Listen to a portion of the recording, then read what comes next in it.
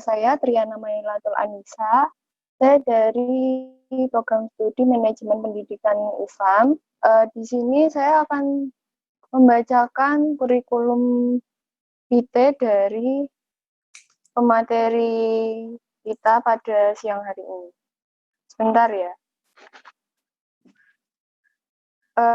Baik, untuk nama pemateri kita, Muhammad Rifai, jenis kelamin laki-laki, tempat tanggal lahir, Utan, 20 Desember 1991, agama Islam, golongan darah A+, kemudian alamat rumah yang di Malang, Jalan Selikat nomor 37A Malang, nomor telepon atau HP 081 945 916 219. Email rifaimuhammad@naviga.id. Kemudian untuk riwayat pendidikannya, SD Negeri 2 Utan Sumbawa NTB, kemudian SMP Negeri 1 Utan Sumbawa NTB, kemudian SMK Muhammadiyah Mataram, dan D3 ITN Malang. Kemudian data pelatihan, jenis pelatihannya pelatihan KSR dasar, First Aid, Urban Search and Rescue, Workshop Net Jalan Kampus, pelatihan dasar K3, pelatihan teknis tanggap darurat bencana dan emergency response, kemudian temu karya sukarelawan PMI tahun 2017, PMI Provinsi Jawa Timur, PBGD PSC 119 Kota Malang, training of fasilitator. Kemudian untuk pengalaman melatihnya ada di Diklat KSR Dasar, tempatnya KSR PMI Unit Perti PMI Kota Malang sebagai pemateri pada tahun 2014 sampai sekarang. Kemudian sebagai tim fasilitator anak siaga Hansaplas di Batu sebagai fasilitator tahun 2019. Urban Search and Rescue PMI Kota Malang sebagai instruktur tahun 2019. Medical Rescue Team Fakultas Kedokteran Unisma sebagai instruktur tahun 2015, latihan gabungan PMR PMI Kota Malang, tempat cobaan rondo sebagai fasilitator tahun 2016, latihan gabungan PMR PMI Kota Malang di SMAN 7 Malang sebagai fasilitator tahun 2019. Kemudian untuk pengalaman penugasannya sebagai operasional tanggap darurat bencana erupsi Gunung Kelut di Malang pada tahun 2014, kemudian operasional tanggap darurat bencana erupsi Gunung Agung di Bali pada tahun 2017, dan operasional gempa Lombok NTB di Lombok pada Desember 2018. Untuk kepada pemateri dapur umum, kami persilahkan Mas Ahmad Rifai. Maaf, Mas Muhammad Rifai. Oke, terima kasih. Kesempatan yang diberikan sudah dibacakan kurikulum vitae-nya. Ya. Jadi itu sama dengan teman-teman. Saya berawal dari KSR ya, tapi seperti zaman sekarang sistemnya IT. Kalau dulu ya kita duduk mendengarkan materi, kita praktek, ya. Sekarang sistemnya IT. Jadi tadi sudah banyak dijelaskan bidang-bidang yang sudah kami tempuh ya. Ada sebenarnya beberapa yang belum dimasukkan, ya. Karena kalau misalkan nanti terlalu banyak dibacanya terlalu ini nantinya. Ya. Oke. Alhamdulillah untuk hari ini ya kita diberikan kesempatan untuk bertatap muka walaupun bentuknya daring. Ya semoga apapun modelnya ya ilmu yang kami bagikan itu bermanfaat bagi teman-teman dan bisa aplikasikan di kesehariannya. Ya. Lebih khususnya saya menjelaskan nanti tentang dapur umum. Ya, kemarin teman-teman sudah dapat ada pengantar manajemen bencana, tadi terus ada asesmen ya. Sekarang di dapur umumnya. Nah, nanti kita nggak mungkin di problem solving lah nanti pada saat teman-teman dipraktekkan ya. Oke, izin share screen ya.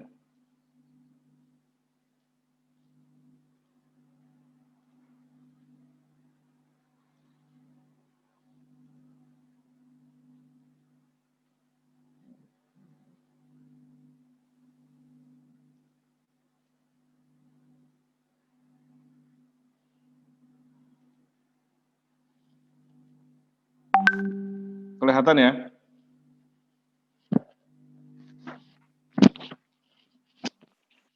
Kelihatan, Pak. Kelihatan. Oke. Ini sekilas tentang saya tadi sudah disampaikan buat teman di kurikulum vitae kami ya. Saya sekarang alhamdulillah ditugaskan dari PMI Kota Malang untuk membagikan ilmu yang saya punya, yang sudah kami dapat, yang sudah kami pelajari dan kita aplikasikan ya, untuk dibagikan ke teman-teman KSR ya. Jadi nanti di bidang dapur umum ini mungkin banyak perhitungan sebenarnya. Kalau teman-teman akuntansi, teman-teman matematika mungkin gampang ya. Sebenarnya di manajemen bencana itu semua bidangnya itu banyak perhitungannya. Kalau mungkin di teman-teman pahamnya di dapur umum itu hanya masak dan masak ya. Jadi sebenarnya tidak seperti itu, bukan hanya masak saja, tapi ada beberapa yang harus teman-teman pahami. Nah, apa sih dapur umum itu? Ya.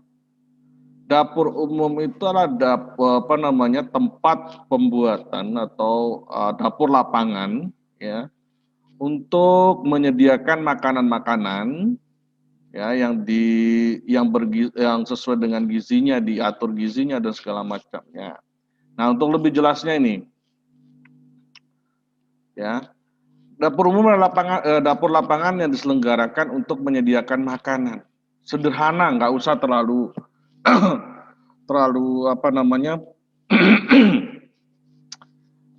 harus ada ayam, harus ada daging, tidak, tapi sederhana ya, tapi layak, higienis dan cukup bergizi ya, serta dapat didistribusikan dibagikan kepada yang memerlukan. Nah, tapi yang perlu ditekankan di sini itu adalah waktu yang cepat dan tepat. Jadi kita memasak itu harus manajemen ya. Jam berapa kita masak, nanti kita sudah bisa mendistribusikan itu jam berapa. Jadi enggak sekedar masak ya. Oh, udah layak, udah higienis, terus hitung gizinya, gizinya seperti apa sudah dihitung. Tapi itu enggak tepat waktu.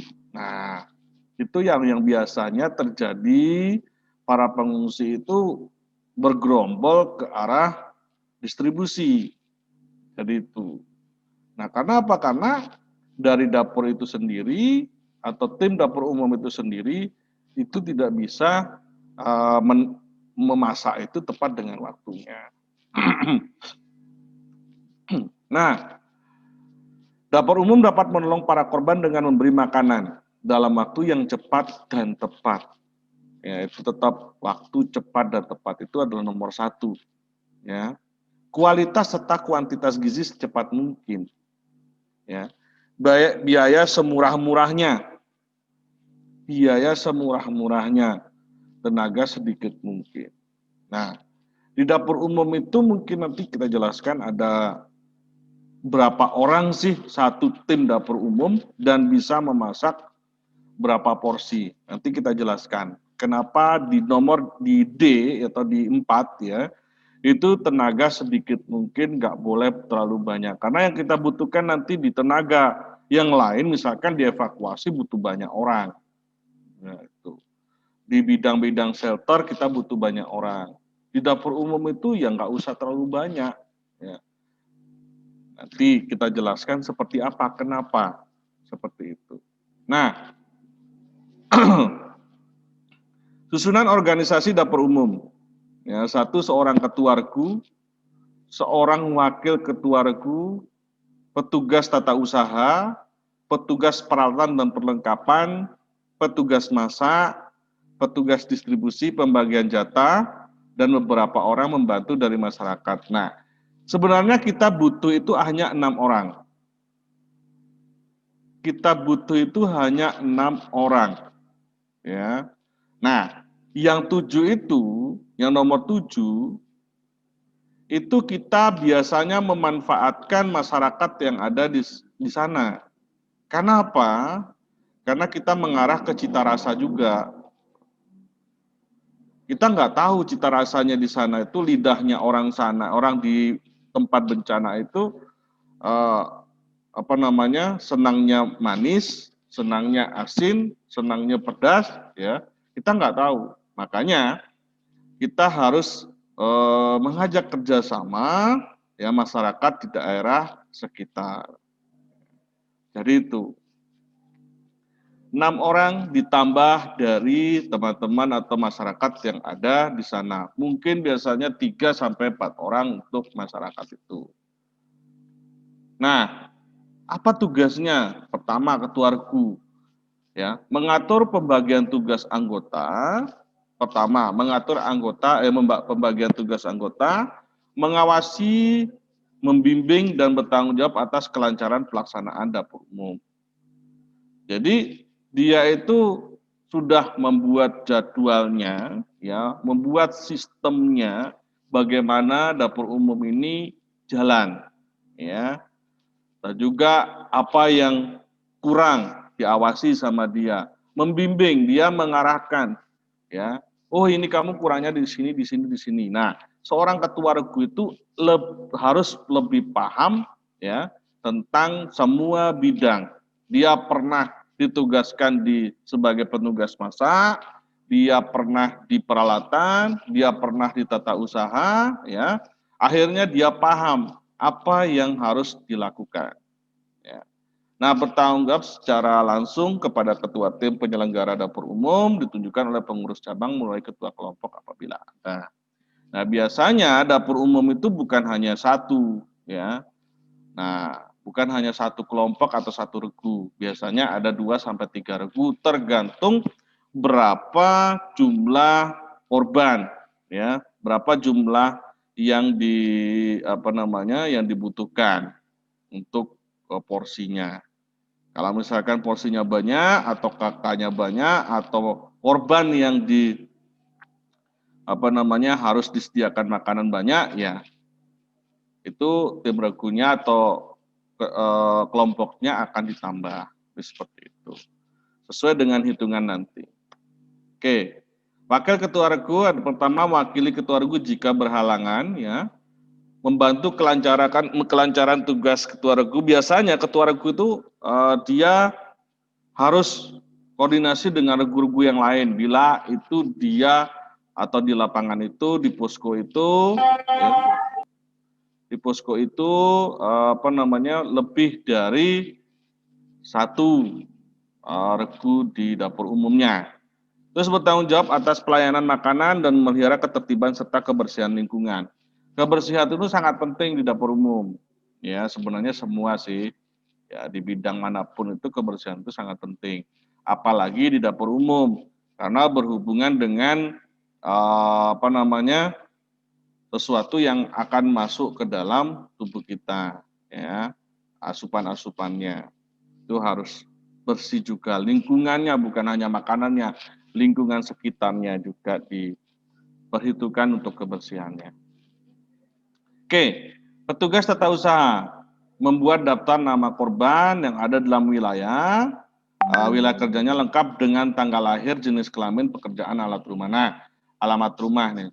Nah, di sini ya, si tata usaha itu komunikasi dengan tim di posko.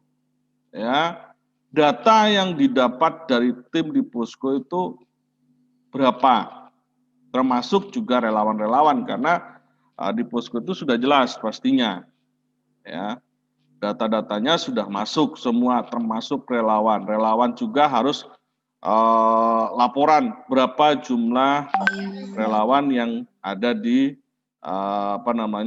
di posko. Seperti itu.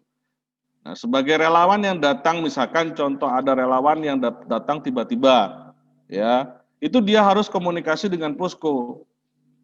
Dia didaftarkan, dia punya keahlian apa, nah baru di situ dia akan dimobilisasi. Ya, tapi kalau misalkan nggak ada dari posko itu membuat surat tugas, dia nggak bisa bergerak. Seperti itu. Apalagi sekarang itu pada saat terakhir kita di penugasan di Lombok itu harus ada pemeriksaan kesehatan.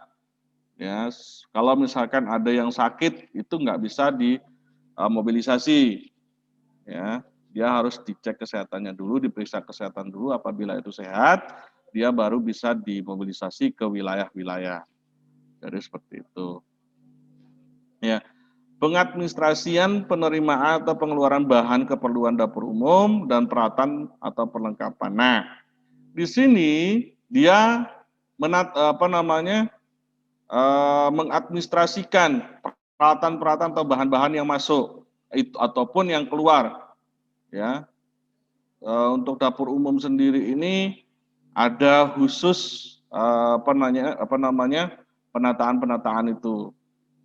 Jadi misalnya nih, hari ini kita belanja apa? Kita belanja sayur jumlahnya berapa? Itu diperhitungkan, didata, nanti dipakai cuman 2 kilo misalkan, beras 2 kilo misalkan. Berarti ditulis sama dia, keluar beras 2 kilo. Peralatan yang keluar apa? Panci. Jadi seperti itu, dia mengadministrasinya. Bertanggung jawab atas keuangan, ya keuangan misalkan ada keuangan yang masuk ya ke dapur umum, itu dia bertanggung jawab keluar masuknya. Pembuatan atau penyusunan laporan, nanti seperti apa ada sistemnya kita jelaskan nanti. Nah, selanjutnya itu petugas peralatan, petugas peralatan atau perlengkapan. Menyiapkan dan melengkapi peralatan, ya tetap komunikasi dengan tata usaha, ya. Peralatan untuk perlengkapan dapur umumnya ini dia minta ke tata usaha, saya mengambil barang A, ya, saya mau ngambil panci, saya mau ngambil sutil, saya mengambil kompor, ya. Itu biar si tata usaha mendata keluar masuknya barang. Terus selanjutnya mengatur penyimpanan logistik, bahan-bahan kebutuhan dan perlengkapan dapur umum serta pemeliharaannya. Nah, dia itu kalau setelah selesai, setelah dicuci, ya barang-barang itu masuk ke dia lagi, dicek lagi, jangan sampai ada barang-barang yang hilang atau barang-barang yang ketinggalan. Ya, setiap hari seperti itu. Setelah dicuci, setelah pemakaian, ditata lagi di tempatnya, dihitung jumlahnya dan segala macam. Nah, membuat inventaris, peralatan dan pengeluaran logistik bahan pangan. Nah, tetap dikomunikasikan dengan tata usaha. Nah, petugas masak. Di sini petugas masak itu dia mulai berhitung, menentukan jumlah penyediaan makan yang harus dimasak. Berapa jumlahnya, berapa porsi yang dibutuhkan. Ya, itu dia mulai berhitung. Berarti kan otomatis kayak misalkan beras. Beras itu saya masak buat berapa porsi, saya butuh berapa kilo. Ya. Pada saat saya masak beras itu saya membutuhkan air berapa. Jadi diperhitungkan. Dan juga dia memelihara ketepatan waktu masak. Jadi nggak sekedar masak dan masak, ya, tapi dihitung nasi ini matangnya berapa menit, ya, berapa jam, itu diperhitungkan. Enggak semata-mata langsung ini enggak, diperhitungkan berapa jamnya. Tenaga bantuan tenaga lokal menentukan menu makanan setiap harinya dan memelihara cita rasa sedemikian rupa sesuai selera yang membutuhkan makanan. Nah, di sini makanya si tenaga lokal itu ataupun masyarakat yang kita pilih itu untuk membantu kita memasak, ya, itu kita ada 1-2 orang yang memang kita anggap sebagai orang yang tahu, yang paham tentang cita rasa di sana. Nah, di situ dia membuat menu sesuai kebutuhannya dia di sana. Ya, menu apa? Misalkan nih, 1 hari 3 kali makan. Menu apa yang harus disediakan? Nanti cara-cara pembuatan menu segala macamnya, perhitungannya seperti apa ada. Nah, ada petugas distribusi, ya. Petugas distribusi melaksanakan pembagian makanan sesuai dengan jumlah yang telah ditentukan dengan cara yang baik dan tertib. Nah, di sini petugas distribusi ini nanti akan membuat kartu distribusi makanan. Ya, itu nanti dia akan membuat itu. Nanti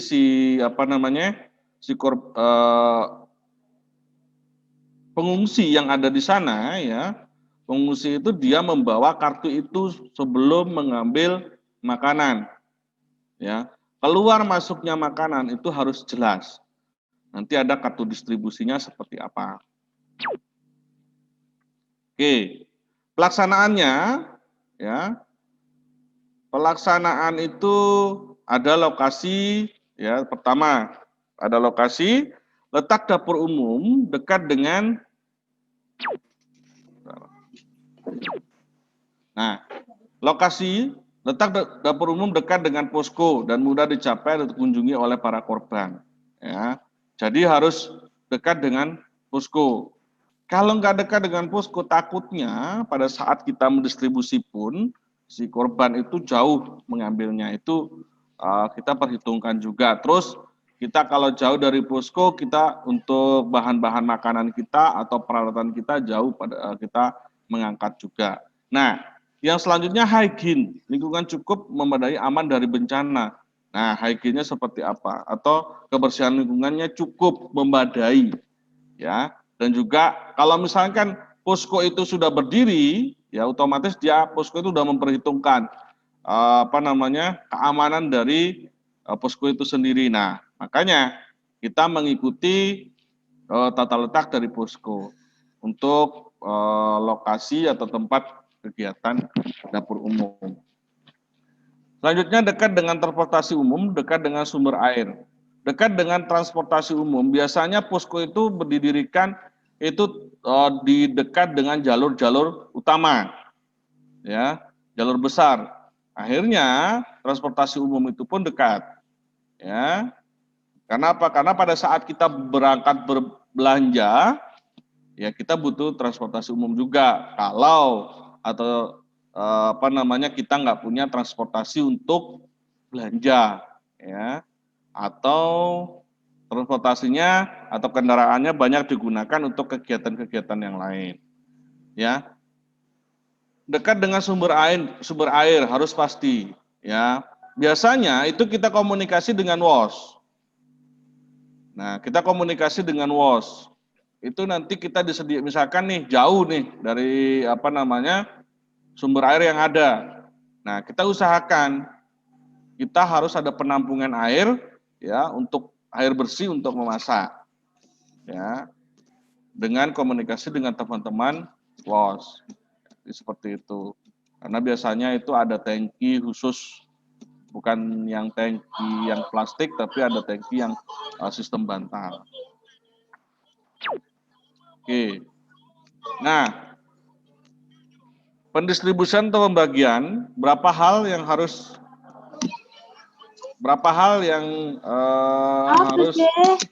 dilakukan, ya, mempergunakan kartu distribusi. Lah kok isa mama dewe sing nyetir kok. Ya iya.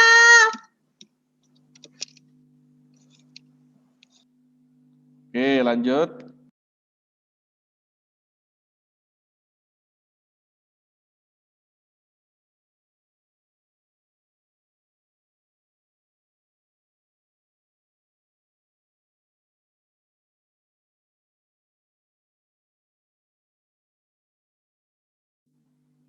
Oke. Beberapa hal yang harus dilakukan antara lain ya, mempergunakan kartu distribusi. Yang kedua ya, pengembalian jatah hasilnya diambil oleh kepala keluarga atau salah satu anggota keluarga sesuai daftar distribusi. Nah, di sini kalau bisa itu dia membawa kartu distribusinya itu dari kepala keluarganya biar paham berapa orang, ada bayi atau tidak ya, biar nanti untuk kita untuk memasaknya itu jelas ya. Bayinya berapa, segala macamnya berapa. Nah, dari data dari si tata usaha tadi, nah kita masukkan ke dapur umum ke si petugas masak memasak sesuai dengan kebutuhan. Nah, di sini itu nanti ada kartu distribusinya. Kita sampaikan. Lebih kita jelaskan nanti kalau sudah ada anunya aja. Oke. Peralatan ya agar dapat melayani kebutuhan para korban dalam waktu singkat dalam dapur umum, maka diperlukan peralatan yang cukup ya. Nah, ini peralatannya ya. Satu langsung ukuran 100 liter 2 buah, drum air ya dan lain-lain. Ini peralatan-peralatan nanti kita ada di anu aja. Peralatannya enggak terlalu anu. Nah, di sini ada kita jenis dapur, dapur atau tungku. Berbagai macam cara dapat dilakukan untuk penyelenggaraan dapur atau tungku dari peralatan sangat sederhana atau darurat sampai dengan peralatan yang canggih. Kompor gas LPG udah biasa lah ya teman-teman. Nah, di sini nggak usah begitu dijelaskan. Nah, penyelenggaraan dapur umum atau menggunakan kompor tungku ya. Banyak dipergunakan oleh tim adalah kompor pompa minyak tanah. Dulu itu menggunakan pompa. Jadi dia dipompa baru minyak apinya lebih besar. Kalau sekarang kan tinggal jos, istilahnya sekarang kompor jos ya. Biasanya dipakai itu sama yang simple yang jual nasi goreng ya. Itu sekarang banyak digunakan seperti itu. Ya, jadi bisa diatur tekanan udaranya berapa. Bisa diatur. Nah, terus kompor minyak tanah dipergunakan hampir sama ya.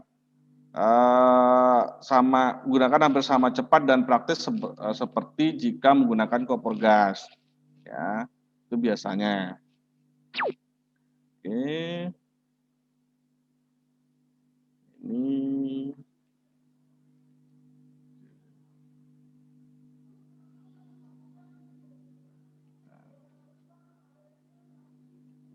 Oke, tungku sederhana darurat biasanya sering dilakukan di daerah terpencil yang sangat terjangkau. Ya. Terus bentuk tungku darurat yang sering kita jumpai terutama dalam lomba P3K dan DU ada 3 macam. Tungku maksimal 20 batu bata, ya tungku maksimal 21 batu bata. Jadi batu bata itu ditumpuk ya, dibuat tungkunya. Jadi misalkan nih 20 batu bata, berarti ada 20 dibagi 3 nantinya. Ya, sama 21, 22 itu. Dihitung biar apa? Nanti bisa nggak ditata ya. Kalau ini sekedar pengetahuan aja. Nah, kita masuk ke sistem ya. Secara simpel cara menentukan adalah sebagai misal sebuah perangkat kerja dapur umum lapangan memiliki kemampuan memasak dalam tiap kali memasak adalah 750 porsi makanan siap saji, maka apabila jumlah pengungsi di tempat tersebut. Nah, jadi satu dapur umum itu ya, satu regu dapur umum itu bisa maksimal memasak 750 porsi. Jadi kalau misalkan di situ korbannya ada 2.000, tinggal dikali aja. Ya. Kalau misalkan gini, korbannya ada 1.500 orang, berarti 2 dapur umum dan seterusnya. Kalau misalkan ada berapa? 2.000 berarti 3 dapur umum. Dibagi. Nanti 3 bagi 2.000 dibagi 3. Ya, pokoknya maksimal 1 dapur umum itu 750 pemasak harus siap didistribusikan 750 porsi. Nah, semua aktivitas memasak makanan siap saja harus dilakukan dalam 1 kali masak, ya, untuk tiap periode waktu makan. Nah, sarapan pagi, ya, itu 1 kali masak harus habis, ya. Makan siang seperti itu, sore atau malam seperti itu 1 kali masak. Enggak boleh masaknya 2 kali. Nah, makanya kita perhitungkan, ya, harus diperhitungkan. Kalau enggak, ya itu tadi, ya, akhirnya kita masak lagi, ya. Sedangkan kegiatan masak di luar periode waktu makan hanya dilakukan makanan tambahan bagi lansia, ya, bagi bayi, ya. Terus petugas petugas makan untuk balita, masak air minum, yaitu di periode-periode tambahan. Nah, standar makanan untuk hunian sementara atau shelter harus mengacu kepada standar SPIR atau mutu bantuan kemanusiaan. Nah, di sini ada kita pegang itu 4 standar. Ada yang standar SPIR, ada standar PMI atau Depsos, dan BNPB, ya. Jadi itu ada standar-standarnya masing-masing. Jadi yang mana kita pakai? Coba nanti teman-teman kalau misalkan apalagi sekarang kan lebih gampang, buka di Google, standar SPIR itu ada untuk makanan dan juga hunian sementara. Jadi di shelter itu ada nanti dibahas. Nah, ini beberapa menu, ya, yang coba kita buat. Ada nasi putih, ya. Daftar menu ini nasi putih, sayur asem, ikan asin, lalapan mentah, sambal terasi, dan kerupuk. Jadi ini beberapa menu, ya, contoh menu yang kita kita buat, ya. Ini nanti ini selama berapa kali. Nah, ini kartu distribusi, ya. Contohnya seperti ini. Oke. Ya, nomor dapur umumnya. Nah, untuk lebih jelasnya ini saya buka yang di sini aja.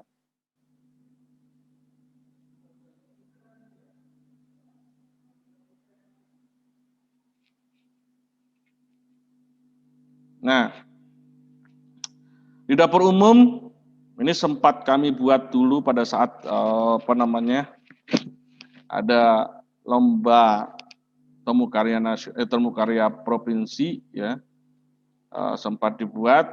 Yang pertama itu struktur organisasinya, ya, struktur organisasi harus ada seperti tadi, siapa, ya, nomor di sini ada nomor dapur umum, kodenya berapa, ketua regunya ini, ya, Hesti, pakai ketuanya, terus koordinator untuk tata usahanya Rahmala ini, terus perlengkapan dan lain-lain. Ini penanggung jawabnya harus tanda tangan, itu akan di ini. Nah, kita kembali ke kartu distribusi, ya. Di sini ada kartu distribusinya, ada nomor dapur umum, nama kepala keluarga atau relawan, misalnya kepala keluarga. Itu siapa nih? Nah, itu di sini kita tulis, ya, alamatnya mana, umurnya berapa, jumlah jiwa satu kakak itu ada berapa orang, ada bayi berapa, dan lain-lain. Itu nanti kita tulis jumlahnya di sini. Ya, jenis kelamin, usianya. Nih. Nah, jadi kita membuat rekapitulasi korbannya. Nah, ini kodenya, nama, kepala keluarga siapa, alamatnya mana, anak berapa, ya, balita berapa, dewasa berapa. Di sini kita tulis, ya, kita isi alamatnya dan segala macamnya. Kita nanti pada saat ada yang datang membawa kartu distribusi ini, kita lebih mudah karena kita sudah ada rekapitulasinya.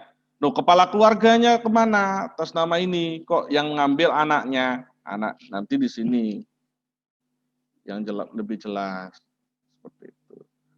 Nah, rekapitulasi relawannya ada, namanya siapa, bla bla bla bla bla, ya jenis kelaminnya, usianya berapa.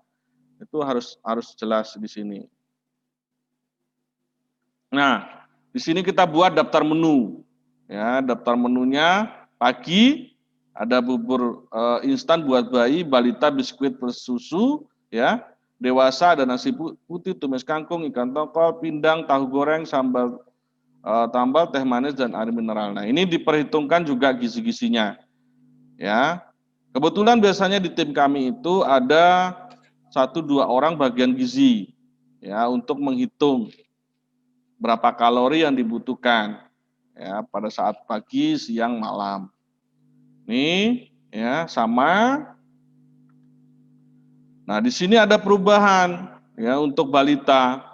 Untuk balita itu kalau siang itu kita mengarah ke nasi tim, sayur sop, telur dadar dan susu pisang. Terus di sini juga nasi tim, omelet, tahu, susu, jeruk. Nah, jadi paginya aja dia menggunakan makannya biskuit plus susu seperti itu. Sama menu harian ya. Nah, kebutuhan peralatan kita harus seperti tadi ya. Di bagian peralatan dia kebutuhannya apa aja nih?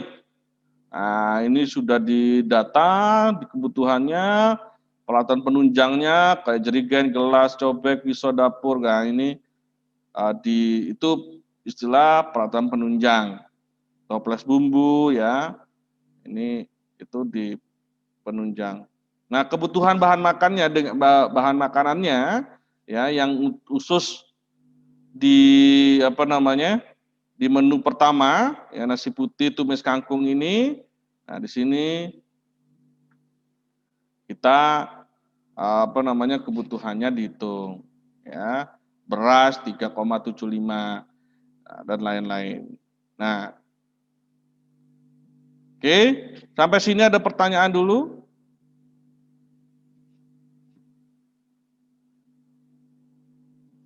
Sampai sini ada pertanyaan? Nanti kita lanjutkan lagi. Monggo. Pak, saya mau bertanya. Oh iya, silakan. Sebelumnya perkenalkan, nama saya Diana Fauziah. Saya mau tanya, Pak. Semisal ada peralatan dapur yang hilang, itu nanti petugas yang rekapitulasi alat dapur itu gimana, Pak? Oke, terima kasih. Ya, terima kasih, Pak. Ini kalau pertanyaan ini sudah sering ya disampaikan sama teman-teman. Bukan hanya pada saat menyampaikan materi seperti ini aja, tapi pada saat kita di lapangan, ya, pada saat kita menyampaikan ke petugas-petugas, itu juga pertanyaan sama. Gimana kalau misalkan hilang, ya, dia harus berbuat apa? Ya, gini, hilangnya itu kalau masalah peralatan dapur, kalau menurut kita itu hilang itu jarang. Hilang itu pun biasanya itu dia pada saat mencuci ya, pada saat asa-asa apa kora-kora ya, mencuci piring, mencuci peralatan ya, itu dia pada saat membuang air itu, membuang air di tempat pembuangan air, itu biasanya dia ikut. Yang sering itu hilang itu sendok. Sendok, garpu itu sering hilang. Bukan hilang sih, ya masuk ke pada saat dia nggak tahu ternyata masih ada sendok, ternyata masih ada garpu, akhirnya dia buang airnya ke tempat pembuangan itu. Akhirnya ikut. Nah, kalau misalkan dia itu oke lah, kita hilang. Ya udah, nanti di pencatatan ya itu tulis saja rusak, hilang, itu harus di keterangan itu harus jelas. Hilang karena apa? Ya, harus jelas. Gak mungkin lah seorang petugas dapur umum tuh dia bawa pulang pisau, bawa pulang apa namanya sendok ngapain juga kan. Nah, ya paling ya kadang-kadang seperti itu. Ya, sering hilangnya yaitu pada saat cuci piring, pada saat cuci-cuci ya, cuci peralatan, nggak tahu di situ ternyata masih ada sendok, masih ada garpu, masih ada pisau. Pada saat terbuang airnya tertutuplah di situ, tertimbun sama tanah, kita nggak tahu. Ya, makanya ada tim apa namanya istilahnya itu bagian peralatan itu untuk mengecek. Nah, dia ke petugas cucinya tanya, ini kok jumlahnya segini, coba dicek lagi di tempat kamu cuci-cuci itu seperti apa. Nah, biasanya tetap ketemu kok itu. Jadi itu. Kalau masalah peralatan itu jarang hilang sih. Ya, jarang hilang. Mereka telisut. Seperti itu. Nah, makanya tetap si petugas peralatan mencatat ya. Apapun barang itu yang hilang, bukan di dapur umum aja sih. Di semua bidang ya, di semua bidang itu dia harus misalkan nih tim shelter. Tim shelter itu apa namanya? Di lapangan dia berangkat untuk membuat hunian sementara, dia membawa palu, dia membawa gergaji, dia membawa ini. Nah, dia pada saat pulang itu dicek lagi sama tim. Peralatannya sudah balik apa belum? Ada yang ketinggalan di tempat kita kerja apa enggak? Nah, ini seperti itu. Sama di dapur umum juga seperti itu. Ya, jadi tetap dicek. Kalau misalkan rusak, tulis rusak, jangan rusak dibuang, jangan. Tulis saja rusak. Ya, ditulis rusak. Biar apa? Biar ada dari apa namanya ketua ya, ketua regu itu kebijakan baru, entah itu dibeli, entah itu seperti apa. Yang penting apa namanya? Ini yang ada sekarang itu nggak bisa digunakan. Seperti itu. Biar ada tindakan-tindakan selanjutnya. Oke? Ada lagi? Baik.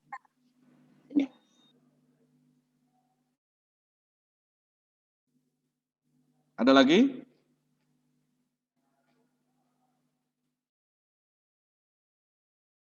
Monggo. Saya Pak mau tanya Pak. Oh iya. Assalamualaikum warahmatullahi wabarakatuh. Waalaikumsalam. Kurang jelas Mas suaranya.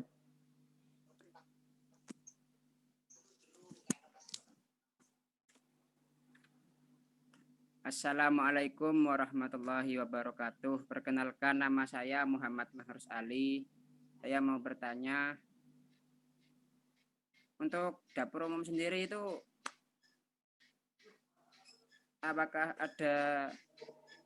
biasanya apakah ada petugas pengamanannya apa tidak? Tugas yang untuk mengamankan begitu. Untuk menjaga barang-barang di dapur umum tersebut. Seperti itu. Terima kasih. Oke, terima kasih. Apakah ada petugas pengamanan? Kalau di dapur umum itu sudah ada tanggung jawab masing-masing.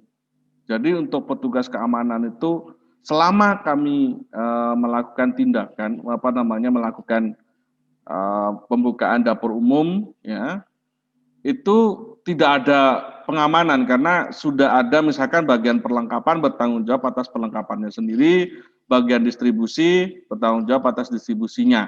Dan dapur umum itu sendiri pun itu berada di dalam lingkungan posko. Ya, di posko itu sendiri sudah ada orangnya. Biasanya kalau posko itu di depan itu sudah ada petugas khusus bagian kepolisian di depan, bagian pengamanannya. Jadi kalau masalah di dapur umum itu tidak ada khusus bagian pengamanan. Karena apa? Sudah ada bagian masing-masing. Sudah kayak bagian distribusi, bagian masak sudah ada penanggung jawab. Ya. Masalah peralatan jarang istilahnya gini. Di dapur umum itu tidak pernah tidak ada orang. Kenapa? Untuk masak masak usus sarapan itu masaknya mulai dari jam biasanya kita itu jam 1 jam 2 itu sudah mulai memasak. Ya. Setelah itu sarapan sudah jadi kan distribusi. Dia istirahat sebentar ya, cuci-cuci segala macam. Start jam 9 atau jam 10 itu start memasak untuk makan siang. Ya. Jadi istilahnya kegiatan di dalam dapur umum itu ada terus gitu loh. Jadi menurut kita kalau masalah keamanan itu aman lah ya.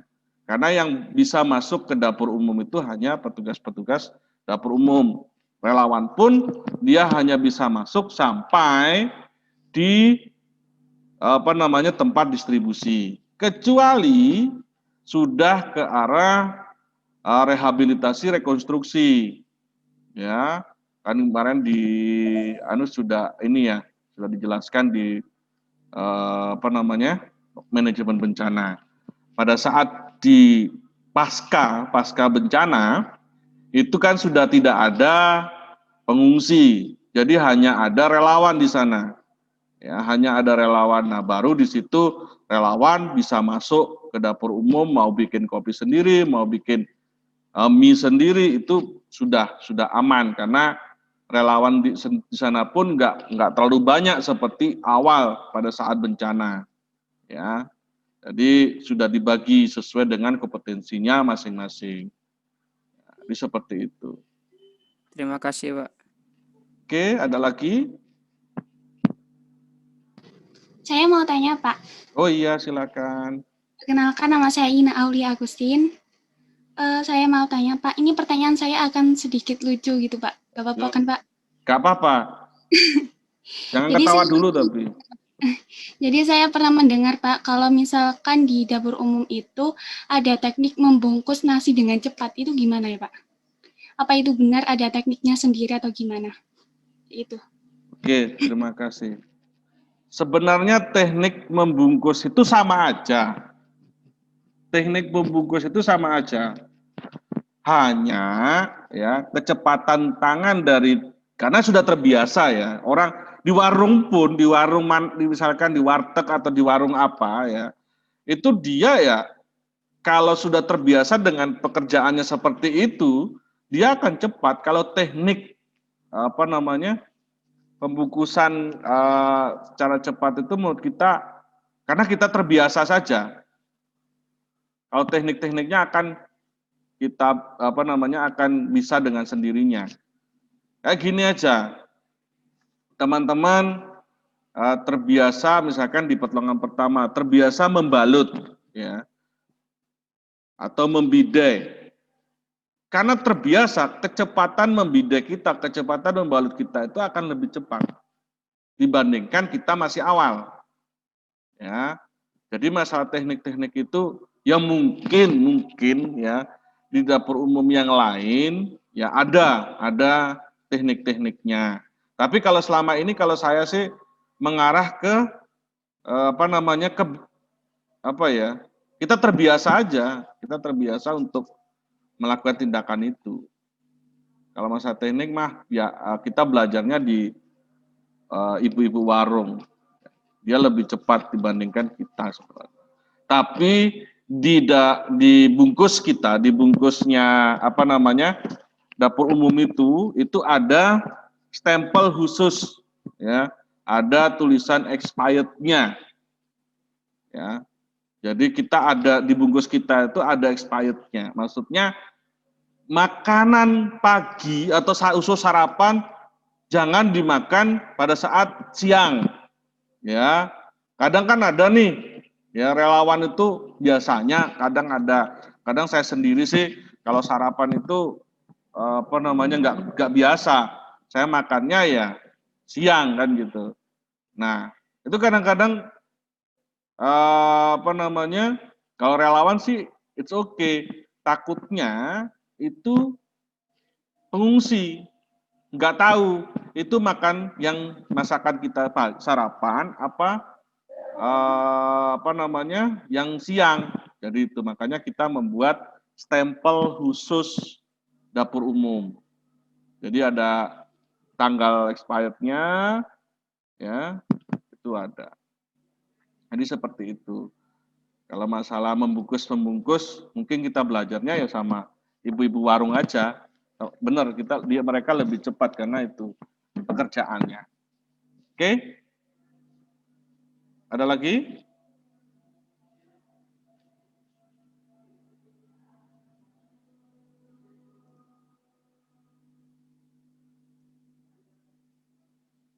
Bentar.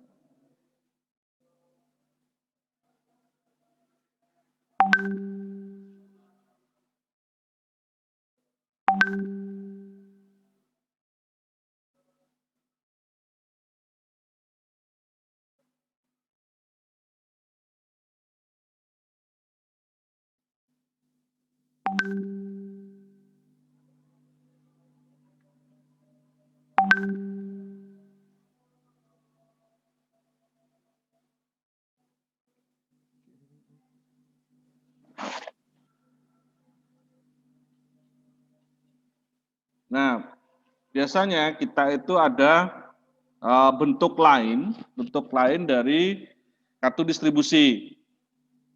Ya. Jadi bentuk lainnya seperti ini. Kalau yang tadi kan bentuknya kotak-kotak. Jadi kita bisa simpelkan. Jadi tidak harus kotak seperti yang tadi, tidak. Yang penting ada ada bentuk kartu distribusi yang menandakan bahwa sudah diambil, ya. Kita stempel di sini, kita buat stempelnya. Terus ini, nah, kita juga membuat pembukuan keuangan. Jadi tata usaha tadi itu dia membuat pembukuan. Pertama ada beras itu berapa, harganya berapa, ya. Itu lebih di ini, ya. Nah, jadi harga-harganya mungkin nanti teman-teman kalau pada saat problem solving, ya, mungkin mengarah ke sini, menghitung kebutuhan berapa. Misalkan kalau kita dulu pada saat saya diklat dulu, saya dikasih duit itu 500.000 itu buat memasak 30 orang, itu harus cukup. Seperti itu. Dengan berapa kita hitung harga beras berapa, ya, terus tempe berapa, ya, termasuk ini ada karet, ada kresek, trashback, ya. Itu dihitung juga. Gas 2 tabung itu diperhitungkan. Nah, di sini juga ada kita membuat form keluhan, ya. Mungkin makanannya terlalu pedas, terus makanannya kurang asin, makanannya kurang banyak atau apa, dia nggak suka pindang atau apa. Nah, ini dibuat form keluhan. Jadi seperti itu, keluhannya seperti apa, dijelaskan di sini. Kita membuat form itu. Oke, ini cuma menu aja. Nah, laporan hariannya, ya, kita membuat laporan harian. Ada waktunya, ya, petugasnya siapa aja, menunya apa, pendistribusian kemana, ya. Terus keterangannya dalam bentuk nasi kotak dilengkapi dengan stempel expired, ya, itu harus seperti tadi sudah jelas harus stempel expirednya ada. Tuh, ada laporan harian. Nah, jadwalnya kita membuat jadwal juga, ya. Misalkan ini jam 2 persiapan bahan dan alat, ya. Memasak, distribusi, persiapan bahan dan alat lagi. Jadi start jam 2 sampai jam 5 persiapan bahan dan alat. Jam 5 sampai jam 8 memasak, ya. Terus selanjutnya distribusi jam 9. Persiapan memasak bahan dan alat, ya, memasak juga distribusi jam 2. Terus selanjutnya dan jam segini itu sudah membuat laporan harian kepada posko. Jadi setiap tindakan kita setiap harinya kita laporkan ke posko. Jadi itu ini rekapitulasinya. Nah, ini cara rekapitulasi terima bantuannya. Di sini kalau tadi itu anak berapa, bayi berapa, dewasa berapa. Nah, ini jelas yang sudah mengambil. Ya, namanya siapa, alamannya, jumlah jiwa. Dia tadi ada jiwanya berapa jumlahnya di sini. Nah, di sini jumlah jiwanya berapa, ya, itu ditulis di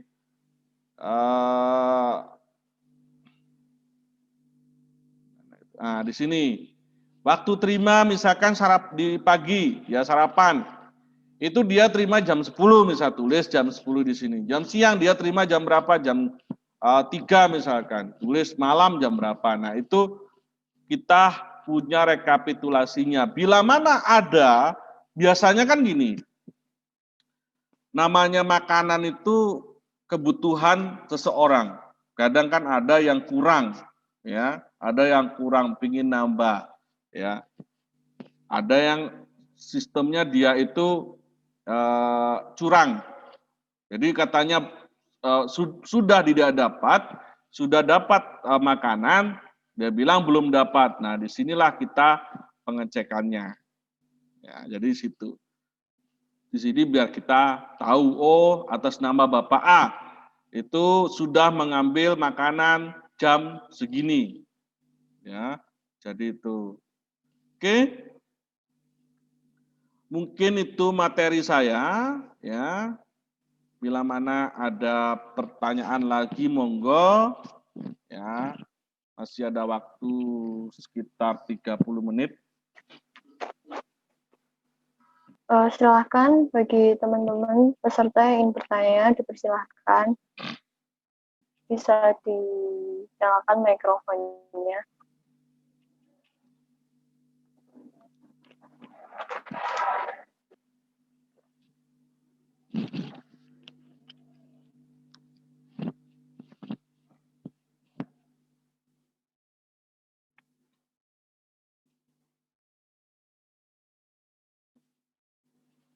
Kalau memang tidak ada, mungkin sedikit Mbak ini. Mungkin membuat penugasan sih, penugasan buat teman-teman. Nanti bisa dikumpulkan ke panitia. Nanti sistemnya gimana, ya. Ada kelompok ya Mbak ya? Ada. Satu kelompok berapa anak?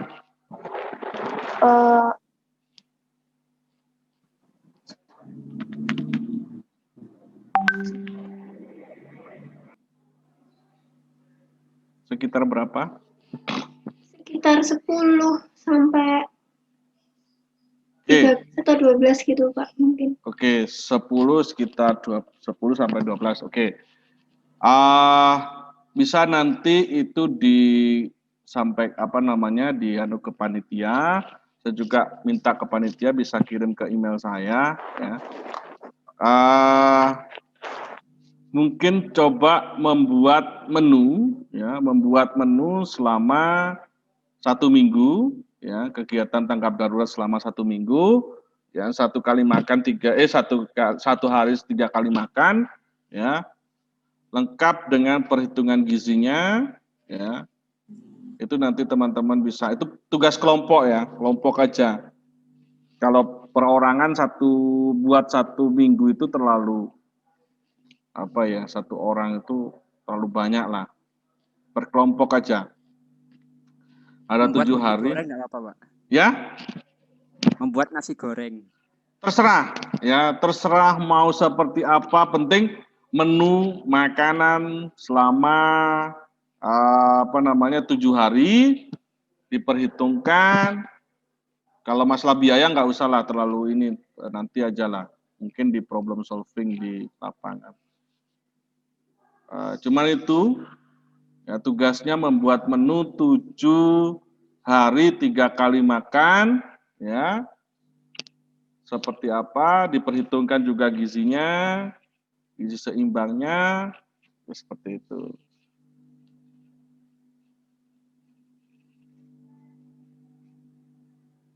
Biar ada kerjaan ya. Kapan lagi buat menu?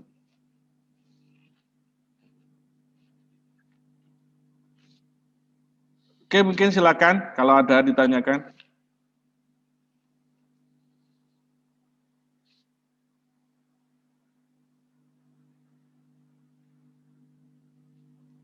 Monggo kakak panitia.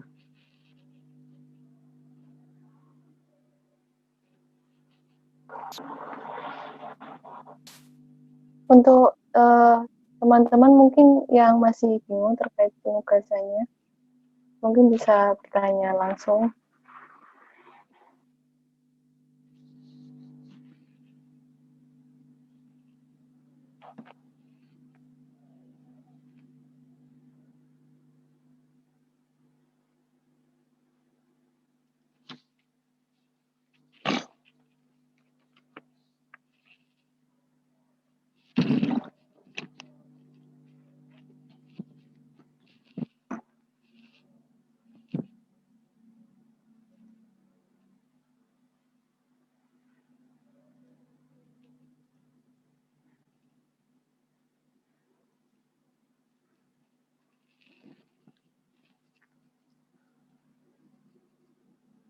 Oke, gimana? Kalau memang sudah, nggak apa-apa, ada waktu istirahat, sholat dulu.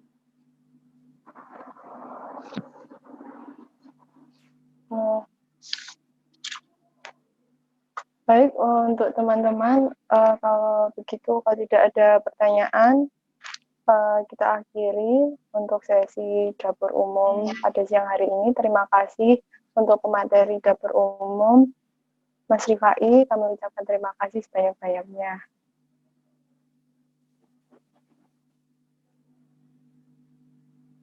Oke. Sebelum saya akhiri untuk materi dapur umum, saya akan membacakan kesimpulan materi pada hari ini, yaitu dapur umum. Dapur umum adalah dapur lapangan yang diselenggarakan untuk menyediakan makanan sederhana, layak, higienis, dan cukup bergizi, serta dapat didistribusikan atau dibagikan kepada yang memerlukan dalam waktu yang cepat dan tepat. Kemudian dapur umum juga dapat menolong para korban dengan memberi makanan dalam waktu yang cepat dan tepat, kualitas serta kuantitas gizi secepat mungkin, biaya semurah-murahnya, tenaga yang sedikit mungkin. Kemudian terdapat susunan organisasi dapur umum, yaitu satu regu terdiri atas seorang ketua regu, seorang wakil regu, seorang petugas tata usaha, seorang petugas peralatan dan perlengkapan, seorang petugas masak, seorang petugas distribusi atau pembagian jatah, beberapa orang pembantu dari masyarakat di daerah bencana dan sekitarnya. Kemudian untuk pelaku dapur umum juga harus membuat pembukuan yang terdiri dari laporan keuangan, laporan harian, jadwal dapur umum, rekapitulasi terima bantuan dan konsumsi dapur umum. Terima kasih. Saya akhiri untuk materi dapur umum pada siang hari ini. Wassalamualaikum warahmatullahi wabarakatuh. Dan akan saya kembalikan kepada di acara